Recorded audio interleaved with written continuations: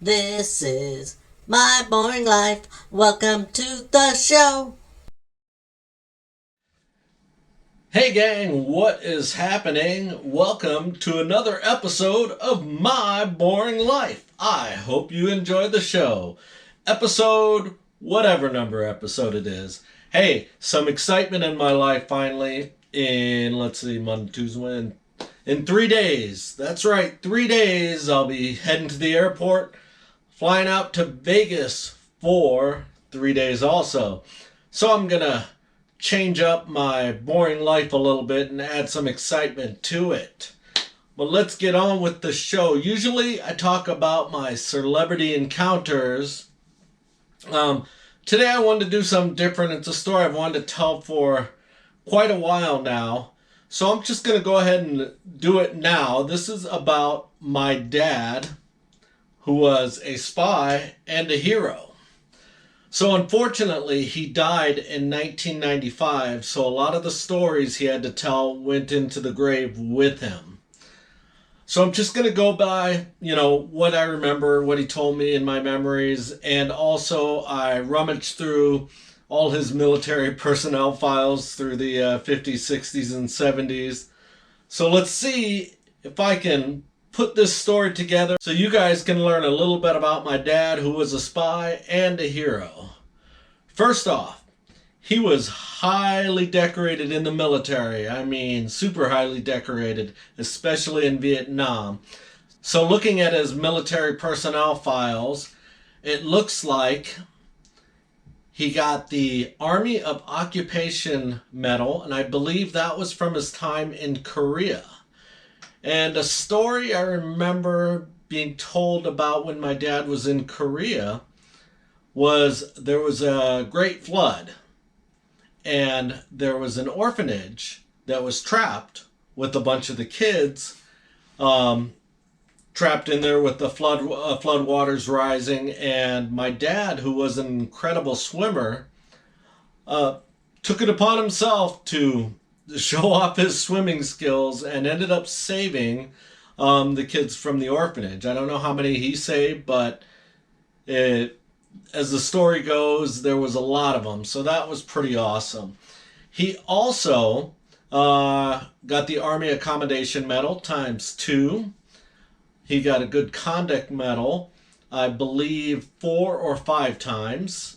In Vietnam, he got the Vietnam Service Medal, the Vietnam Campaign Medal. He also got an Air Medal in August of 1968, 2 Bronze Stars, one in June of 68 and one in September of 68. And he also got the Purple Heart in May of 68. So there's some stories behind this. So first off, if you got that date right, he got the Purple Heart before he got the other medals in Vietnam. So the Purple Heart is a medal you get when you're wounded. So he got wounded in Vietnam and stayed. The story that I know is some type of mine or grenade, and he got shrapnel all over his body and his face. And on through the late 70s, I remember him shaving, and little pieces of shrapnel were still coming up through the skin. So that is why I believe he got the Purple Heart. As far as the Air Medal goes, he got that while he was attached to the 1st Cavalry Unit in Vietnam. And as the story goes, and just in case you don't know, if you don't know what the 1st Cav is, watch the movie Apocalypse Now. That's exactly what the 1st Cav is. That's what they did. And the story of this Air Medal is there was a high-ranking, I believe it was a general, visiting the area, and he was going to do a flyover in a helicopter in an area that was supposed to be clear from all enemy. So he's walking, my dad's with him. He gets to the helicopter, and the pilot or whoever was in charge of the helicopter said, "I'm sorry, Sergeant Mills, there's no room for you in the helicopter." And the general was like, "What? Wait a minute. he looked at my dad and said, "Sergeant Mills, you know how to fire an M60, right?" And he said, "Yes." And he looked at the door gunner and said, "All right, you're out. Sergeant Mills, you're in you're in on the M60, the door gunner." So they went on their little reconnaissance in the area that wasn't supposed to be occupied. Well, there was a company Vietnamese soldiers there, and they just started shooting at the helicopter. So, as the story goes, my dad behind the M60 took care of business, and needless to say, the helicopter survived, the general survived. So, of course, he got an award for that. The two Bronze Star medals, don't know the stories behind them, but Bronze Star is one of the, it's either the third or fourth highest military award. So it's way up there. So I would love to know what the story is from that. Maybe one day I'll meet someone that knew my dad back then that will be able to tell me. So after Vietnam, he was assigned to the 7th Special Forces Division in Fort Bragg, North Carolina. That's right, he was a Green Beret. Within the Special Forces, he was attached to the 705th Military Intelligence Detachment, 15th HHC PSYOPS Battalion. That's right, PSYOPS. And what's funny is every time I look through my dad's personal records from the military, I'm like, oh my God, he was in psychological warfare. It's crazy. He also was an interrogator. So the things he did, I wish he was still alive to tell the stories. Unfortunately, he's not. So I just kept digging through his personnel files, and I found his final evaluation from the military. So let me take the time to read it to you. I won't read all of it, just specific lines. So first off, the highest score you can get is 200, and he scored 200. In his evaluation, it says, Chief Warrant Officer Mills is regarded by the 705th Military Intelligence Detachment as one of the exceptional officers in the unit. Mr. Mills is an interrogator and is highly competent in that field. But of more importance is the fact that he can handle any situation or task with as equally a competent and professional manner. And then I'm going to skip down to the middle of the second section there. It says, Chief Warrant Officer Mills has acted as the group's S2 on FTX. So the S2 is the guy who handles all the security and intelligence within the unit, and FTX is field training exercises. And then it goes on to say, he served as the J2 of a joint unconventional task force exercise in Alaska. And if you don't know, the J2 is above the S2. It is the unit guy who's in charge of all the security and all the intelligence. And not only that, in an endorsement from a lieutenant colonel, he writes, he is the recruiting poster portraying what a good soldier should look like. He takes pride in his work and almost phenomenally is always at the right place at the right time. So I had to ask my mom, was my dad Superman? Spider-Man? Always in the right place at the right time? It's pretty amazing. So I thought that was neat. He retired in June of 1974 with a letter that said you can be recalled at any time up till June of 1983. He didn't get recalled during that time, but in 1984, he got a letter towards the end of August recalling him to active duty. Now, At this point, my dad's 50 some years old. And I'm like, why did he get this letter recalling him back to active duty in August of 1984? Something had to be going on for them to want to pull a 50 something year old man back into duty. What's going on, with the Cold War? So I did some digging, and on August 11th, President Reagan made a joke while he was doing a sound check for his weekly radio broadcast. He said he's going to take care of the Russians. The bombs are falling in 5 minutes. And somebody leaked that out. Russia got a hold of it, and they panicked, and they went on full high alert. And the letter that my dad got bringing him back to full regular army was about a week and a half after Reagan made that joke. So that's why it happened, and obviously it didn't escalate. Good thing, because that would have been something to go to war over a joke. Might have been a joke in poor taste at the time during the Cold War, but anyways, it was a joke. All right, so let's move on to when he was a spy. For obvious reasons, I don't know too much, but this is what I do know. My dad always told me, if anybody asked where he worked, that he worked for logistics. Now, if anybody knows anything about logistics is basically supplies. So I remember being in school and, hey, Dad, the kids ask me what my dad does. What do you do? And he just would say, tell them logistics.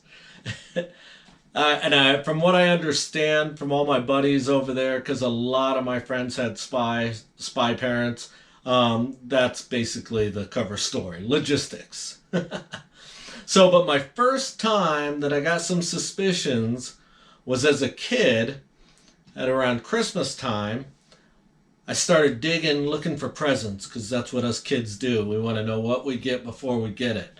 So I'm in a closet, and I look up and I see a briefcase. And I'm like, ooh, I wonder if there's anything in there. So it's way in the back. So I climb up in the closet, grab that briefcase, open it up. Needless to say, there was no presents in there. But there was my dad's ID card in there. And I'm like, oh, cool. So for some reason, I picked it up and looked at it. Saw a picture of my dad. Read the name. And it was not my dad's name. And if memory serves me right, the name was Harold Smith. But I was a kid. I put it back, put everything back. Did not say anything to my parents. I was young. That was weird. The next thing that happened, I was in high school, Munich American High School, Munich, Germany. And I was in the band. I played trombone. The band had a trip scheduled to go to Sarajevo, Yugoslavia. And I was like, heck yeah. Our parents would let us go to a lot of places there. I don't know what it was with our parents being over in Germany, but we went to a lot of places in Europe by ourselves, which was really cool. So when this band trip came up, I was like, awesome. Didn't even think about it, but it was getting closer, and I'm like, all right, time for them to sign the permission slip, whatever.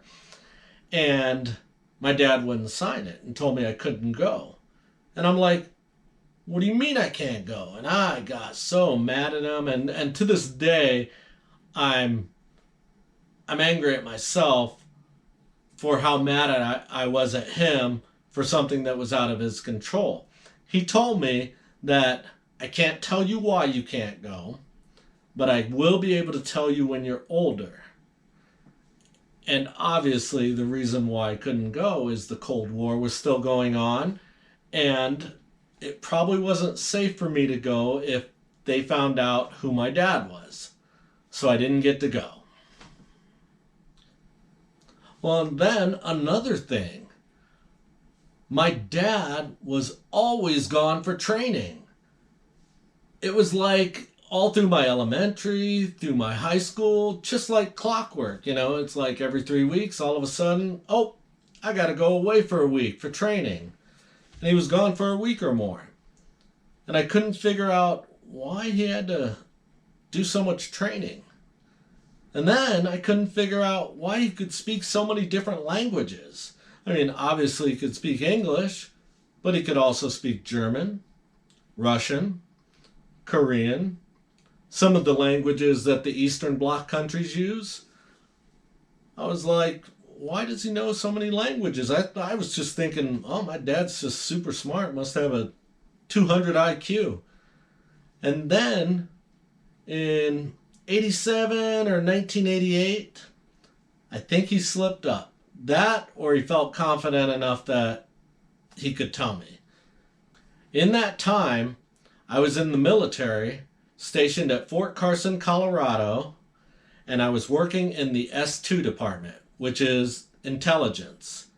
At this time, I had no idea that that's where my dad was working in the military back in the late 60s and early 70s. And also, I had no idea that he was a spy. It still hadn't clicked with me. So I told him, hey, Dad, check this out. Right now, I'm training new recruits on how to recognize enemy vehicles. And that T-72 Russian tank, that thing is a beast. And my dad says to me, well, what about the T-80? And I said, come on, Dad, there's no such thing as a T-80. You know, I'm thinking, I'm the one who teaches this. I know everything there is about this stuff. And he goes, oh, yeah? Then what was I standing next to last week? And I'm like, jaw drop, you know. So at that point, it was like, huh. So 1 and 1 equals 2, bright lights going off. You're a spy. That is when it finally clicked. I was about 20, 21 years old.